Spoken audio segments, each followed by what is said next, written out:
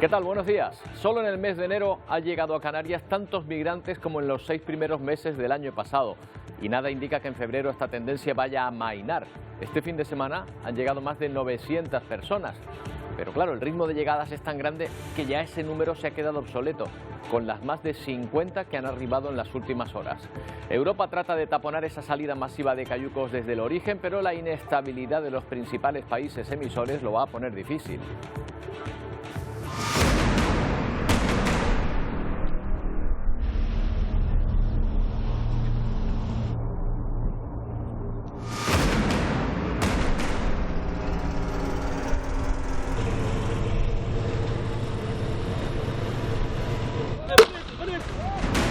Un ejemplo de esa inestabilidad la tenemos en Senegal, con el aplazamiento de las elecciones previstas para el 25 de febrero y sin fecha alternativa, que han provocado disturbios y el cierre de un canal de televisión, lo que puede aumentar aún la salida de migrantes hacia las costas canarias. Mientras, la Unión Europea anuncia una fuerte inversión en Mauritania para frenar la salida de pateras desde sus costas. Según publica El País, Bruselas dará 200 millones a este país, del que parte un 80% de las embarcaciones que están llegando ahora a las islas. Pero ya decimos que cualquier cifra que les demos se vuelve inservible en cuestión de horas. Hace apenas 2 llegaban a Arrecife otras 52 personas, las últimas hasta el momento en llegar al archipiélago, aunque hay otro rescate en curso al sur de Gran Canaria, al cual habrá que sumar. Por lo tanto, más personas a esta cifra. Han llegado en principio en buen estado de salud, son de origen subsahariano y magrebí, con mujeres y menores a bordo. Salvamento Marítimo salió en su búsqueda tras recibir una llamada de alerta. Estas imágenes que ven se corresponden con el momento en que eran desembarcados en Lanzarote. La imagen se ha repetido durante todo el fin de semana en 4 islas, a las que han llegado exactamente 902 personas. De ellas, 39 son menores de edad. Últimamente la mayoría procede de Mauritania, a donde viajará próximamente el presidente del gobierno, Pedro Sánchez, y la presidenta de la Comisión Europea, Ursula von der Leyen, con una carpeta de acuerdos e inversiones que tratarán de frenar esta salida masiva de embarcaciones. Bueno, la migración deja más datos récord. Por ejemplo, los que afectan a Salvamento Marítimo. En 2023 coordinó un 57% más de incidencias relacionadas con la inmigración que el año anterior, lo que supuso socorrer a 20.997 personas. Esto es un 48% más que en 2022. Y según los datos de Salvamento, la media de personas que van en cada embarcación también ha subido. Antes eran de 44, ahora son 53 personas. Vamos a hablar con Ismael Furió, secretario de Organización del Sector del Mar y Puertos del sindicato CGT. ¿Qué tal, Ismael? Buenos días. Hola, muy buenos días, ¿qué tal? Bueno, ya vemos que ha aumentado notablemente el número de embarcaciones, el número de personas en cada embarcación. ¿Se ha reforzado de igual manera el equipamiento y personal de Salvamento Marítimo? No, esto es lo que denunciábamos ayer en los medios de comunicación, pese a que desde Salvamento Marítimo se está diciendo que se ha reforzado el dispositivo de tripulaciones, pero bueno, no es así, seguimos teniendo las mismas. De hecho, esta es la primera vez que nos enfrentamos a una situación de la llegada de tantísima gente sin haber puesto tripulaciones de refuerzo que permitieran hacer un trabajo eficiente. Y bueno, pues la verdad es que estamos bastante desbordados. Llevamos bastantes meses ya desbordados y la situación no parece que vaya a mejorar. Claro, yo no sé muy bien cómo se organizan, pero prácticamente deben estar empatando una salida con otra, ¿no? Así es. Desgraciadamente, y pese a la información que está vertiendo la Dirección de Operaciones, pues la verdad es que no hay prácticamente descanso, las salidas son ininterrumpidas. Esto nos está llevando, además, pues hemos tenido que pedir una revisión de las horas de trabajo que están realizando las embarcaciones. Por desgracia, hemos podido comprobar que de lo que nos estaban informando pues no es así, sino que las horas, como tú muy bien dices, pues son prácticamente inagotables y bueno, pues ante esta situación pues nos veremos obligados a tomar alguna medida al respecto, porque evidentemente esto no es ni sostenible, ni seguro, ni eficiente para un ente como Salvamento Marítimo. Ismael, ¿ya habían detectado ustedes que la salida de embarcaciones de alguna manera se estaba trasladando a Mauritania? Bueno, sí, lo que pasa es que nosotros sí que es verdad que la gestión nuestra es muy relativa al rescate puro y duro desde que se detecta. Entonces, bueno, sí que es cierto que sí que conoces el puerto de origen de algunas de las personas, pero muchas veces toda esta información realmente quien la gestiona es el Ministerio del Interior más que nosotros. No olvidemos que Salvamento Marítimo es un cuerpo civil que es del Ministerio de Transportes. Sí, pero está claro que su información no es oficial, pero ustedes están ahí viendo Sí, la todo mayoría lo que de las está, personas todo lo que está ocurriendo. Por ejemplo, Ismael, ¿han podido observar si la embarcación, si estas embarcaciones, la equipación, el equipamiento que llevan ha variado también últimamente? Si tienen un equipamiento más sofisticado, por lo menos, ¿no? No, el equipamiento es muy precario, o sea, prácticamente es que ni siquiera hablar de equipamiento, quiero decirte. Estas embarcaciones no dejan de ser meros botes, la mayoría de las veces en un estado muy, muy lamentable, con un GPS de pilas y con unas motorizaciones que la mayoría de ellas son motores fuera borda, que superan los 20 y 30 años de antigüedad. O sea, realmente su equipamiento es un auténtico riesgo y una auténtica temeridad lo que hacen y desde luego es muy difícil llegar aquí con unas condiciones así que a cualquiera de nosotros nos parecería una auténtica locura. Claro, después también el equipamiento en cuanto a agua que llevan para resistir, tampoco es suficiente para resistir todos esos días en el mar. En cuanto se les complica un poco esta situación, pues puede pasar cualquier cosa, ¿no? Claro, y evidentemente no olvidemos también que uno de los grandes riesgos, además de la falta de agua, de alimentos, etcétera, es que son botes abiertos y sobrecargados, que dependen de que la meteorología sea óptima, que su estabilidad es mínima, que el mar cambie de tener olas de medio metro a tener olas de 1,5 metros, es la diferencia entre la vida y la muerte. Y esta meteorología, para la mayoría de los marinos, sabemos que en los primeros días puede tener una situación meteorológica más o menos fiable por las primeras 24 o 48 horas a lo sumo, con cualquier parte gratuito, pero que todo lo que vaya más allá de esas 24 horas nos estamos metiendo en una situación que a veces se cumple o a veces no. Y sobre todo cuando hablamos de zonas oceánicas como son las aguas canarias, donde todos los canarios y canarias conocemos lo que es pasar de 10 nudos de viento a 30 nudos de viento en cuestión de unas horas. Entonces, dependemos de la temperatura, dependemos de un montón de factores que ellos evidentemente tampoco controlan. O sea, que un poco claro, eso me llama jugando a la suerte. Es que eso también nos llama la atención, ¿no? Que se embarquen incluso los patrones, los que les lleven, los que estén sacando beneficio de esta situación, que les embarquen sin ni siquiera consultar de alguna manera las condiciones meteorológicas que les esperan, ¿no? Bueno, se pueden consultar, pero claro, la información meteorológica es fiable 24 horas, como mucho 40 horas a lo sumo. Y a partir de ese momento, la información meteorológica obviamente cada vez es mucho menos fiable. Entonces no es que no se consulten, es primera que cuentan con unos medios de consulta muy exiguos, que la mayoría de las veces pasan por ser un teléfono móvil al cual uno puede consultar gratuitamente como cualquiera de nosotros, y a partir de ahí que luego, pues evidentemente en un viaje donde van a durar una semana en la mar, no existe información meteorológica fiable a ese nivel de detalle. Bueno, pues ahí está Salvamento Marítimo, testigo directo de esta situación y que está pues trabajando a destajo en esta crisis que estamos sufriendo por la migración que llega a las islas. Gracias, Ismael, buenos días. Gracias a ustedes, un saludo. Bueno, enseguida nos ocupamos de lo que sucede en Senegal, otro de los países emisores de pateras, de embarcaciones, de cayucos concretamente que llegan a las islas, pero antes nos fijamos en Oriente Próximo con una nueva ofensiva de Estados Unidos contra los rebeldes hutíes de Yemen. Sus fuerzas aéreas han atacado 30 objetivos y advierten de más bombardeos. President, in being clear-eyed about that, has told his military commanders that they need to be positioned to respond to further attacks as well.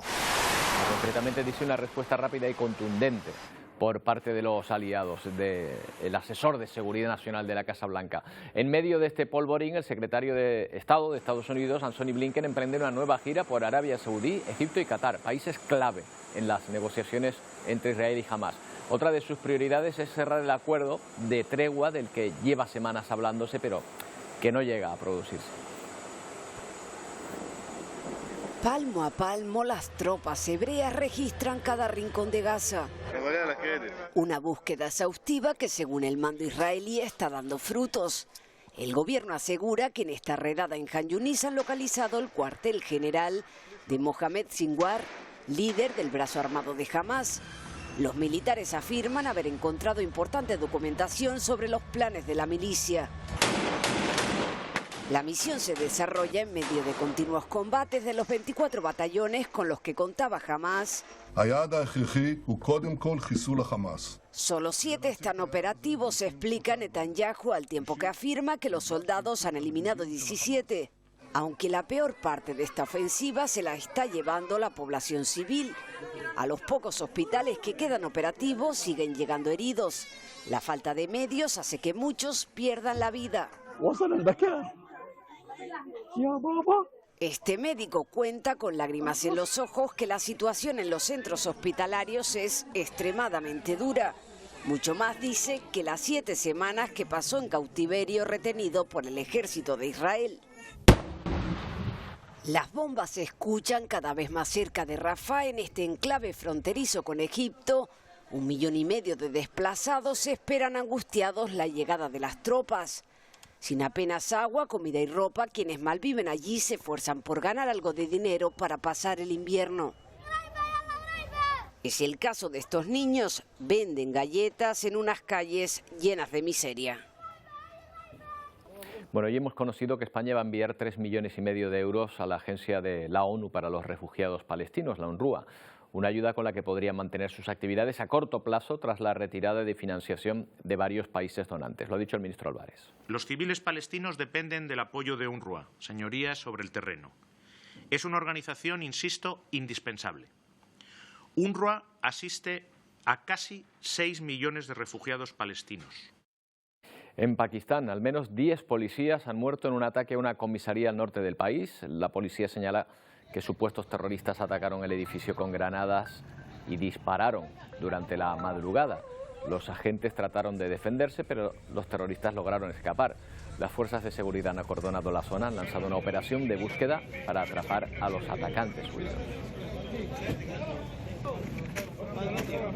Rusia acusa a Ucrania de matar a 28 personas que se encontraban en una panadería en la región ocupada de Lugansk, al este del país.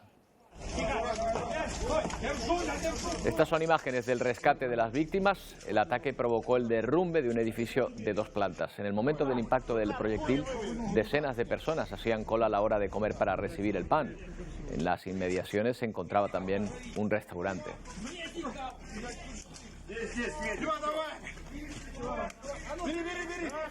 Ucrania está realizando maniobras con fuego real para entrenar a sus tropas lejos del frente. En esos entrenamientos participa un médico japonés que ha decidido unirse al ejército ucraniano. No es el único. Estos militares usan fuego de verdad, pero no están en el combate real contra el ejército ruso. Son maniobras al norte, en la frontera con Bielorrusia, para preparar a todo un pelotón, incluidos los médicos. Este sanitario japonés se alistó voluntariamente, dice, para que no maten a personas que no tienen ninguna experiencia militar.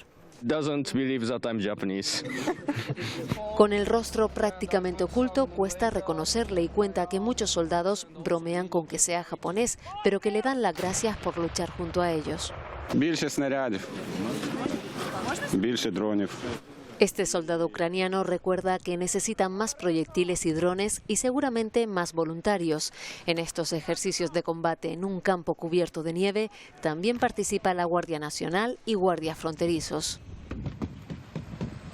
Aquí en nuestro país, la que van a ver va a ser una de las imágenes del día. Comienza este lunes uno de los juicios más mediáticos, el del futbolista Dani Alves, que se sienta en el banquillo, acusado por la agresión sexual a una joven en el baño de una discoteca de Barcelona.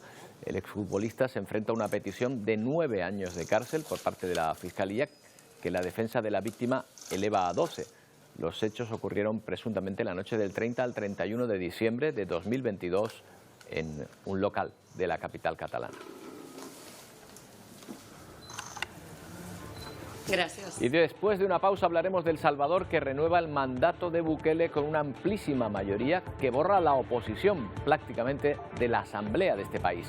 Bukele ha arrasado gracias a su durísima política contra las bandas callejeras y ha devuelto la seguridad a las calles del país a cambio, eso sí, de dudosas concesiones en materia de derechos individuales y garantías judiciales. Por cierto que en su primer discurso Bukele ha cargado contra España.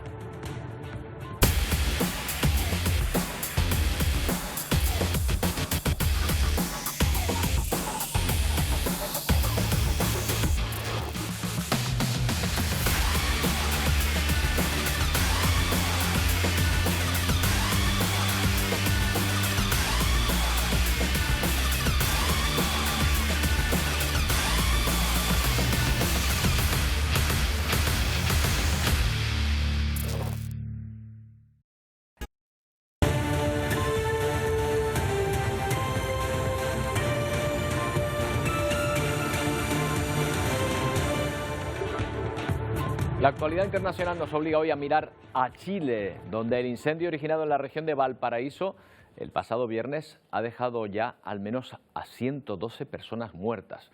La cifra además va a ir en aumento, se busca casi 400 desaparecidos. El fuego siembra el caos y la desgracia en Chile. Viviendas y coches calcinados forman parte del paisaje habitual de Valparaíso. Aquí está lo que era mi taller. Esto quedó destruido total. Aquí yo tenía todos mis implementos de soldadura, disco de corte. Siempre pensó en alguna tragedia, que hubiera un terremoto o algo así, y no tuviéramos que comer. Entonces teníamos 3 congeladoras. En una se guardaba la fruta, en la otra el pollo y la carne, y en otra las verduras. Entonces todo eso se quemó. Es el incendio que más pérdidas humanas ha provocado en la historia del país andino, devastado duramente ya en el terremoto de 2010. Resulta difícil pensar que pudieran existir personas tan miserables y desalmadas capaces de causar tanta muerte y dolor. El gobierno ha decretado el toque de queda en las zonas más afectadas y ha enviado al ejército para intentar ayudar a los bomberos en la dura tarea de detener la propagación de los incendios. Se han decretado 2 días de luto nacional. Las fuertes tormentas siguen amenazando a California, en Estados Unidos. Este domingo un nuevo frente ha dejado sin electricidad a casi 1 millón de personas. Esta vez el río Mission Creek desbordándose a su paso por Santa Bárbara. Los vientos huracanados y las fuertes lluvias han provocado además graves inundaciones. Los expertos aseguran que lo peor está por llegar y pronostican lluvias ininterrumpidas durante 48 horas en Los Ángeles y esta misma Santa Bárbara. Se trata de la segunda gran tormenta que tiene lugar en menos de una semana.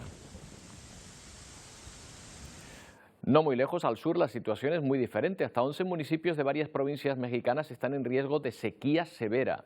En la zona sur de Morelos, las presas y embalses presentan solo un 43% de su capacidad. La sequía se ha convertido en un problema para el gobierno mexicano. También se extiende la sequía a Uruguay, donde varias familias se quejan de la falta de agua. Cada día se enfrentan a esta situación no solo para sus cultivos, sino también para el consumo doméstico. Demandan del Estado que les haga llegar hasta sus hogares la red de abastecimiento, porque no pueden vivir de lo que reciben de sus estanques. En algunos lugares, el gobierno uruguayo ha activado el protocolo de emergencia para garantizar agua potable. Bueno, ya ven que la falta de agua se está convirtiendo en algo generalizado. En nuestro país ya hay comunidades que han impuesto medidas para evitar desperdiciarla. En Cataluña los embalses están vacíos, tanto que se han convertido en un atractivo turístico. El embalse de Sau, en Barcelona, presenta este aspecto. Está al 4,2% de su capacidad. Sí, han escuchado bien, 4,2%. Y eso que se encuentra muy cerca de un río que apenas arrastra agua. La imagen sorprende y casi es extensible al resto de Cataluña, que se encuentra en emergencia hídrica. Hasta ahora el pueblo estaba sumergido. Ahora se puede pasear por sus callejuelas. Aquí siempre estaba lleno de agua y si lo veis vosotros mismos cómo está, es muy triste. Pues consumir menos agua en la ducha y el resto de zonas de la casa. No es algo que nos coja de sorpresa, el clima está cambiando mucho y pues sabemos que el agua hay que utilizarla de la mejor forma. It's a big problem for every place. Los turistas que llegan a la comunidad catalana son conscientes del problema y tratan de ahorrar en el suministro en la medida de lo posible. El gobierno plantea trasladar barcos desde Valencia con agua desalada. Se habla de unos 7 hectómetros cúbicos al menos durante el verano. Las restricciones ya se han ampliado al 80% de los catalanes. España és generosa. L'Espanya és generosa. L'Espanya cohesionada territorialment. La situación se agrava y la solidaridad entre comunidades parece ser la única opción para solventar la sequía mientras no llueva. Hay que apostar por más desaladoras, hay que apostar por más aguas depuradas en la isla, aguas depuradas, aguas recicladas, hacerles el terciario, por supuesto. Un panorama que también se vive aquí en nuestras islas, donde los agricultores ya tienen experiencia con la desalación para hacer frente a las graves consecuencias que trae la falta de lluvia. Hablamos con una especialista en precisamente aguas y cultivos, Lidia Esther Romero Martínez, geógrafa de la Universidad de Las Palmas de Gran Canaria, del Grupo de Investigación Geotigma. ¿Qué tal, Lidia? Buenos días. Hola, buenos días. Bueno, las sequías recurrentes es algo que conocemos, sobre todo en algunas islas, las más orientales en Canarias, ¿no? Así es, en las más orientales y en los sures del resto, exceptuando la isla de La Palma, pero que también tiene problemas de acopio de agua. ¿Se podría decir que con las nuevas tecnologías hemos solventado ya esa situación para siempre o todavía estamos muy lejos de eso? Bueno, estaba oyéndoles decir lo que está previsto que suceda en Barcelona, ¿no? El llevar cubas de agua, barcos, cisterna desde Cartagena a Barcelona. Eso sucedió en Canarias no hace mucho tiempo, Cierto. En la isla de Lanzarote. Entonces, las nuevas tecnologías, por ejemplo, en el caso de la isla de Lanzarote, la desalinización de agua del mar, que fue pionera a la isla de Lanzarote, fue una solución para el problema de la escasez de agua y lo sigue siendo. Sigue siendo una isla tecnológicamente dependiente de esa tecnología para hacer acopio de agua. No hace demasiados años, Lidia, en la isla de Fuerteventura se producían migraciones cuando había un año de sequía. Así es. Y bueno, esperemos que no sea así, que hoy en día tenemos tecnología, pero también conocimientos ancestrales que podríamos recuperar, porque tenemos una cultura del agua muy importante y hemos sabido pues utilizar pues desde las piedras y las gavias para almacenar agua, aunque sea muy temporalmente, para los cultivos. Hay tecnología tradicional que se puede recuperar, hay tecnología moderna que se puede implementar y hay también, desde mi punto de vista, hay un nuevo paradigma, un cambio estamos abocados a cambiar en el modelo de gestión y de uso del agua a nivel político, a nivel de las instituciones, de los consejos insulares de agua, en el caso de Canarias, pero también a nivel personal. Tenemos que volver a recordar, echar mano de la memoria. Yo recuerdo de niña que en la ciudad de Las Palmas de Gran Canaria había restricciones, años 70, y había que adaptarse a esas condiciones. Es decir, lo que está sucediendo hoy en día en Barcelona, en este caso concreto, no nos es nada ajeno al territorio de las Islas Canarias. Lidia, ¿cree que la construcción de desaladoras sería la solución a los problemas de abastecimiento puntuales que se puedan ir produciendo y al mayor consumo en unas islas cada vez más pobladas? Ya tenemos desaladoras, en Canarias ya tenemos. Lo cierto es que hay islas que han declarado la emergencia hídrica y casualmente son islas en donde no existían desalinizadoras de agua del mar. Es el caso de La Gomera, el caso del Hierro, y bueno, es una solución, pero no es la única solución. Yo creo que tenemos que echar mano del conocimiento geográfico que tenemos de las islas.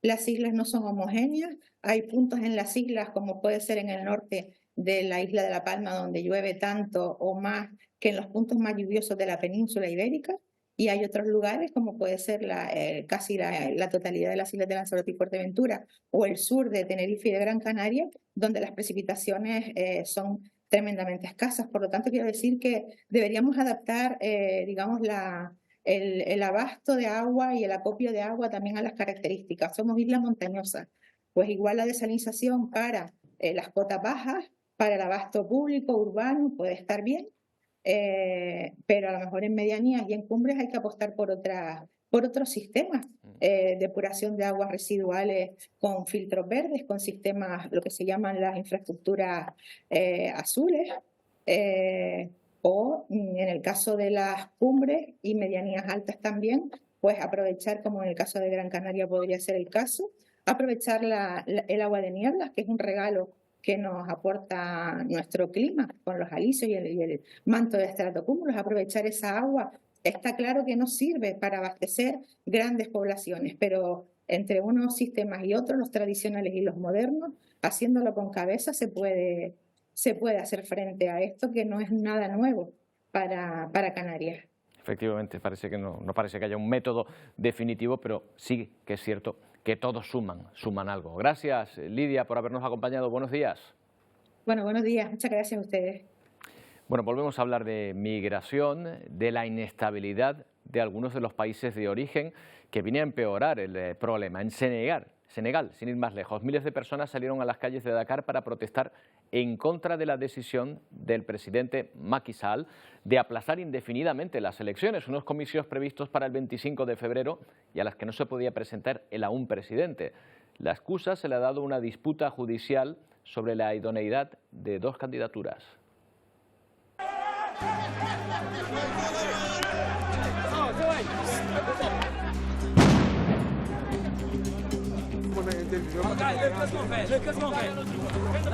On ne fait que se défendre. Il a osé, il a tripoté là, il tripote la Constitution.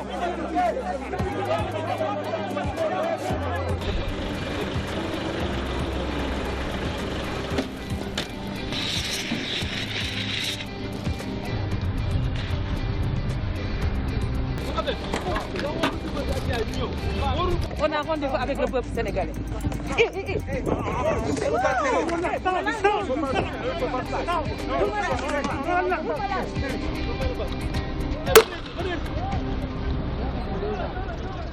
Bueno, y vamos a hablar en este punto con Jaume Portell, periodista destacado en África Occidental, pero no ha podido ser. Estamos teniendo problemas de conexión ahora mismo con el Senegal.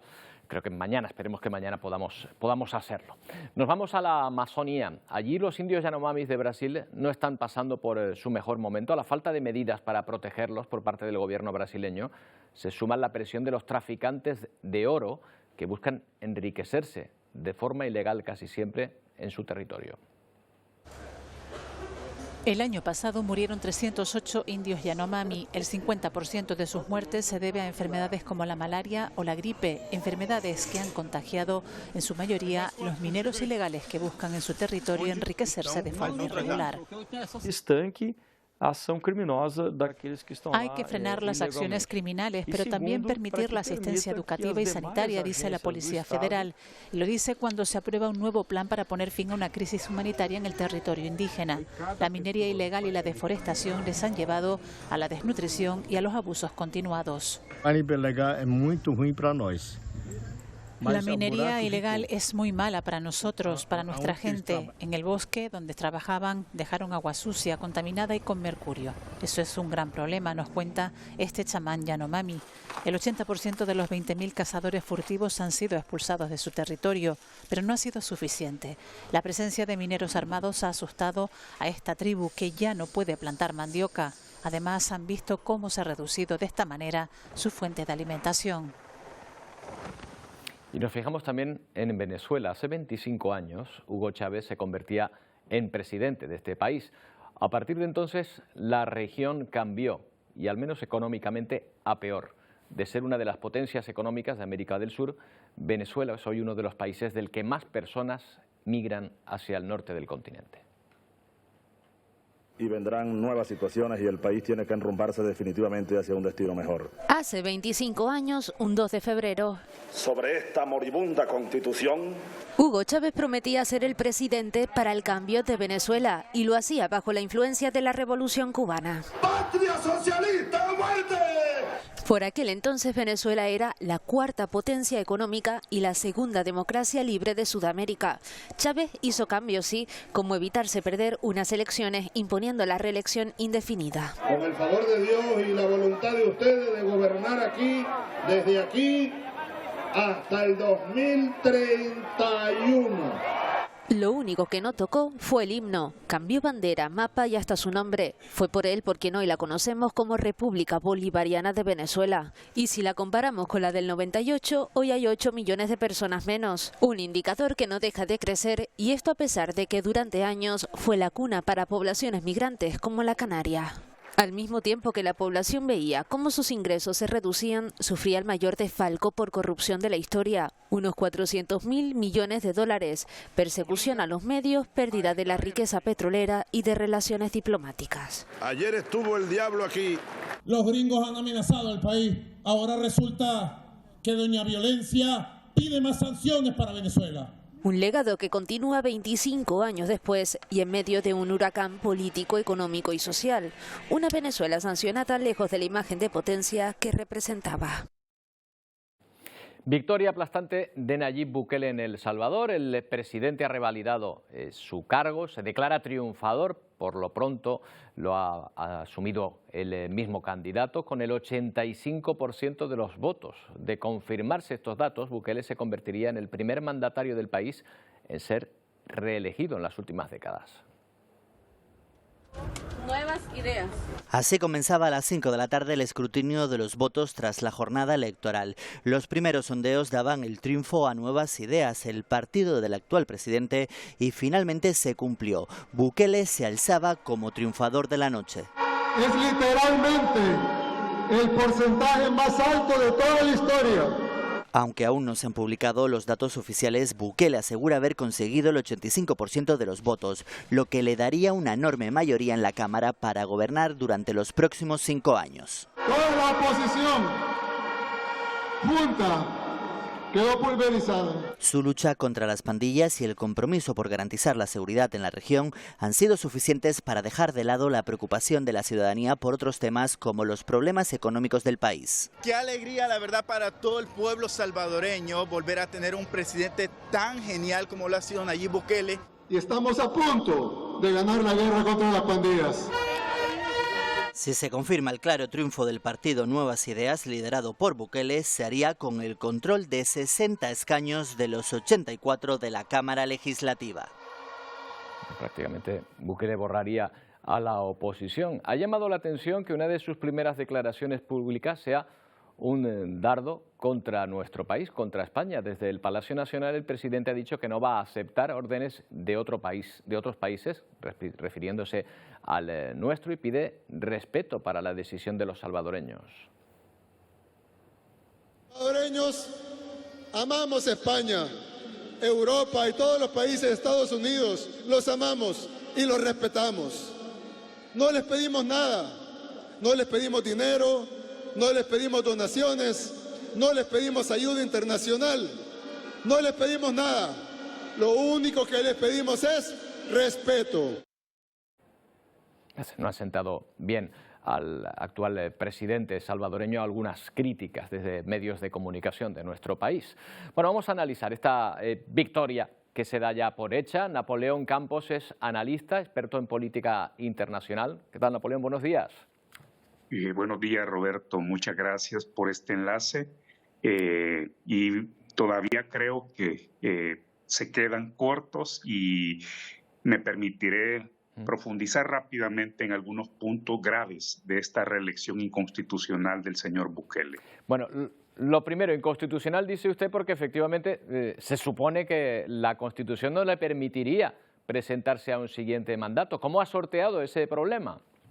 Bueno, es que no lo ha sorteado, simplemente siguió el guión. Ya escuchaba el reportaje de ustedes sobre Hugo Chávez. Ha seguido el guión chavista, el guión de Daniel Ortega en Nicaragua, que fue, al tener la primera mayoría legislativa el 2021, Roberto, procedieron a destituir al fiscal general, a destituir a los magistrados de la Corte Suprema de Justicia, para instalar allí personas que hicieron lo que él quería que hicieran, que le inventaran un aval sorteando la Constitución, de tal suerte que las cláusulas pétreas de nuestra Carta Magna están allí, 6 artículos claros, pero quiero decirle algo todavía mucho más profundo.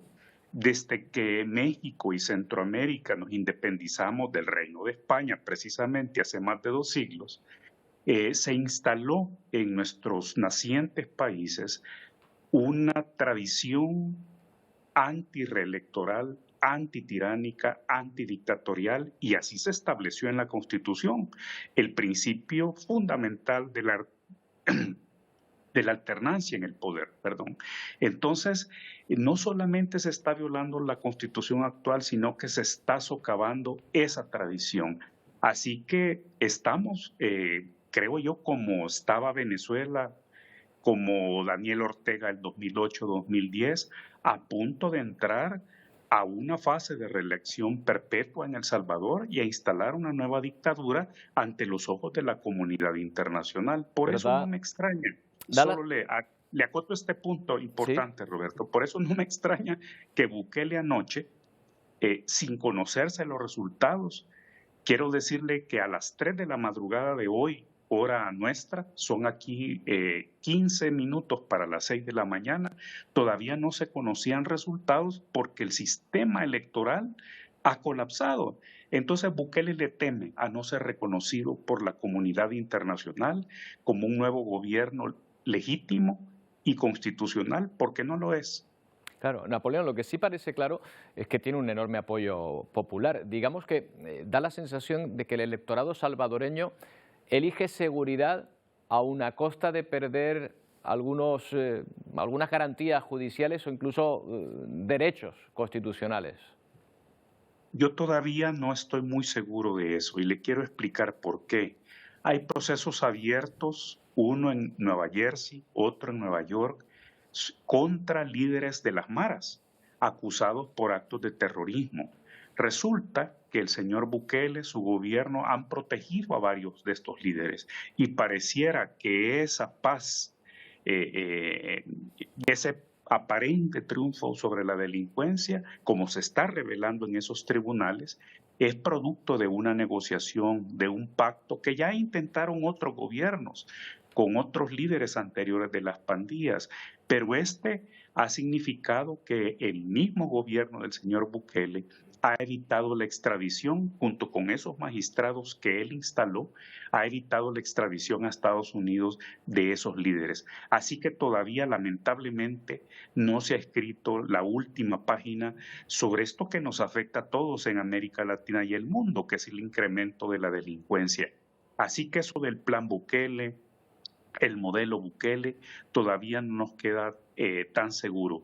Pero hay algo más, y es lo que hemos atestiguado este domingo en El Salvador, Roberto, que siendo coherente con la violación de raíz a la Constitución, se han producido una cantidad impresionante de irregularidades, de anomalías.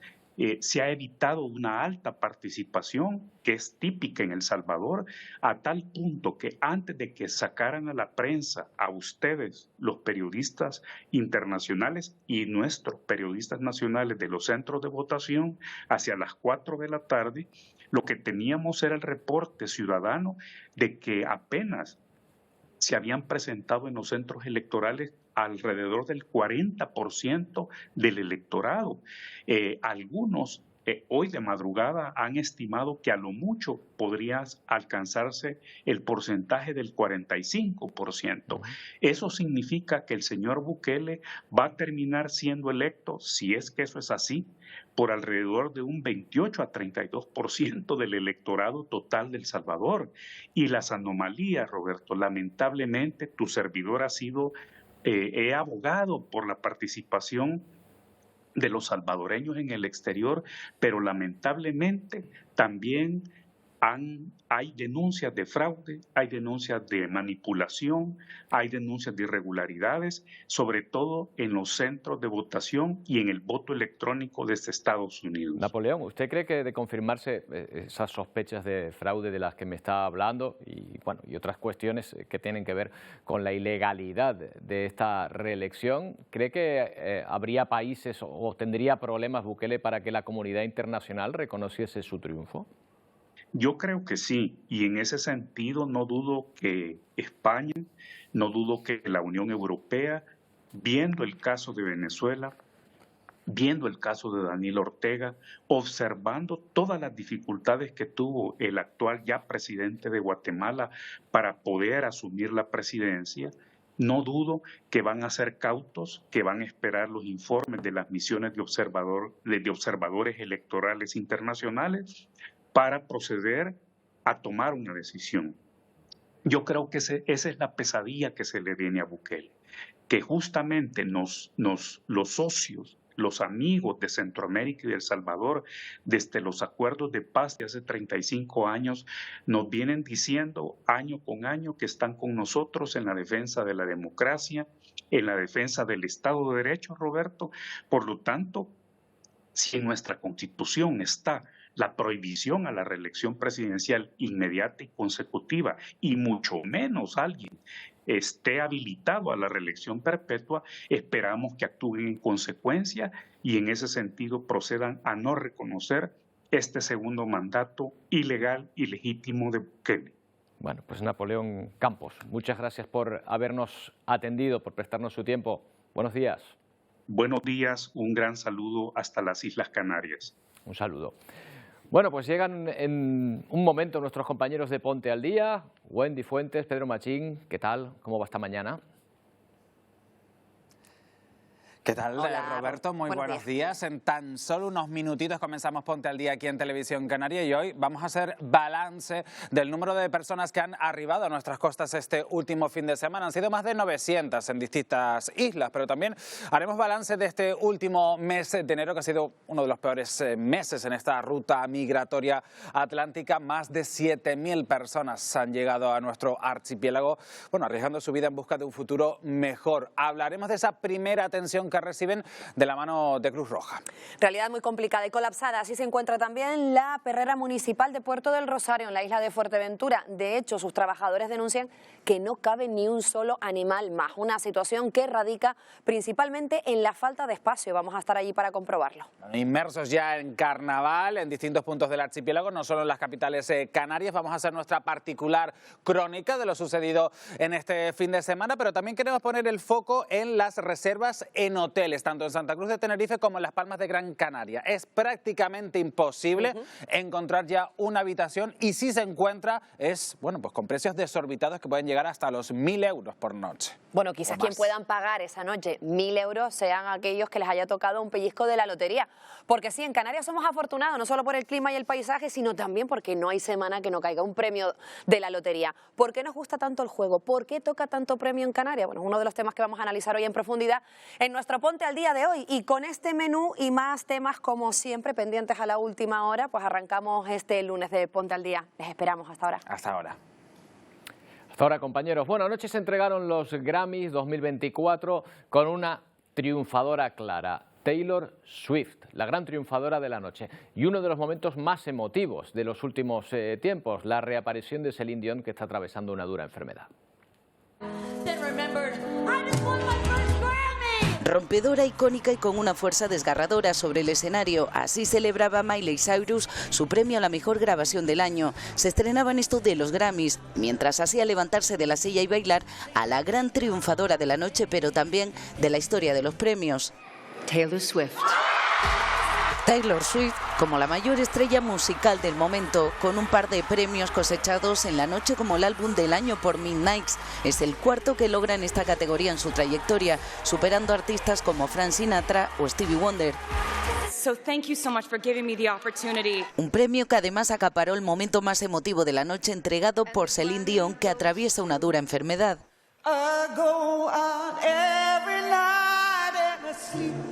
Y con espacios dedicados a las desaparecidas Sinéad O'Connor o Tina Turner.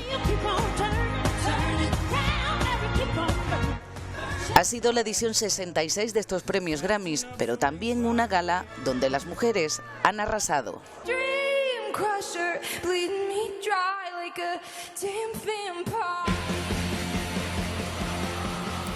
Y todavía la calima en el horizonte. ¿Cuánto tiempo va a seguir con nosotros? Emilia, ¿qué tal? Buenos días.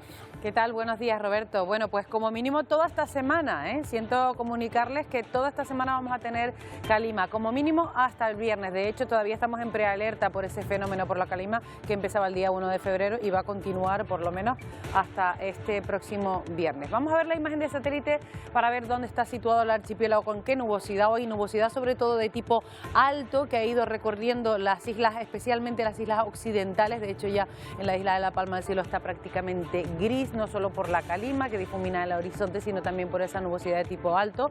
Y vamos a verlo en el canal visible, porque ahí también se puede apreciar cómo la nubosidad ha ido entrando a lo largo de esta mañana por las islas occidentales, pero eso no ha impedido que las temperaturas sean elevadas. De hecho, a esta hora ya tenemos 27 grados en Garachico, por ejemplo, o en Buenavista, o en Alcalá, en Tenerife, también 25,5 grados en la frontera, en la isla del Hierro. En muchos puntos también de la isla de La Palma ya se acercan a esos 26 grados y rachas de viento importantes, de momento detectadas en la zona de Anaga, en las Carboneras, hasta 70 kilómetros por hora. ¿Qué va a ocurrir en las próximas horas? Pues apenas vienen cambios. De hecho, el viento va a seguir soplando del sureste, las temperaturas mañana se mantienen sin grandes cambios. Hay una pequeña perturbación que se va a ir acercando, pero va a afectar en mayor medida a la península, como mucho a nosotros nos dejará algún efecto esa vaguada, pero será de cara al próximo fin de semana. Está muy lejos aún para confirmar lo que puede hacer, y de momento el viento del sureste, como digo, y temperaturas que el miércoles vuelven a subir. Y ese viento del sureste también va a seguir trayendo el ¿qué? Pues la calima, de lo que estábamos hablando. La calima hoy es persistente en todo el archipiélago, de hecho se mantiene esa prealerta.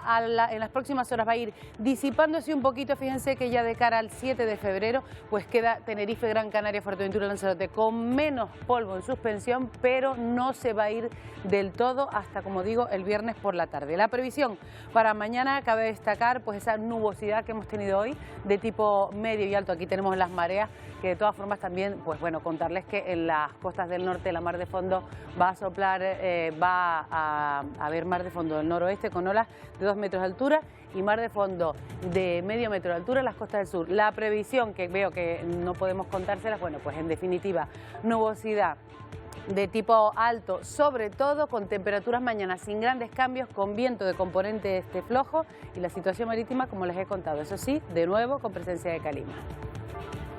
Toda una semana con calima. Gran noticia que me das para este lunes. Qué maravilla, qué maravilla. Qué maravilla, qué buena noticia. Gracias, Emilia. Hasta mañana. O sea que vamos a tener que aguantar todavía un tiempito más todo este polvo en suspensión. Y por cierto, un avance para las fiestas de las fallas. Aún queda tiempo para la crema, la gran quema que se produce en el mes de marzo, pero en Valencia se acaba de inaugurar la exposición del Ninot en la Ciudad de las Artes y las Ciencias. Es un escaparate de la fiesta fallera. Allí se muestran más de 700 figuras artísticas de todas las fallas de Valencia. Por cierto, la más votada entre los asistentes se salvará de la crema, se salva de la quema en la fiesta fallera. Con estas imágenes les dejamos. Volvemos mañana a partir de las 11 en una nueva edición de Atlántico Noticias. Adiós.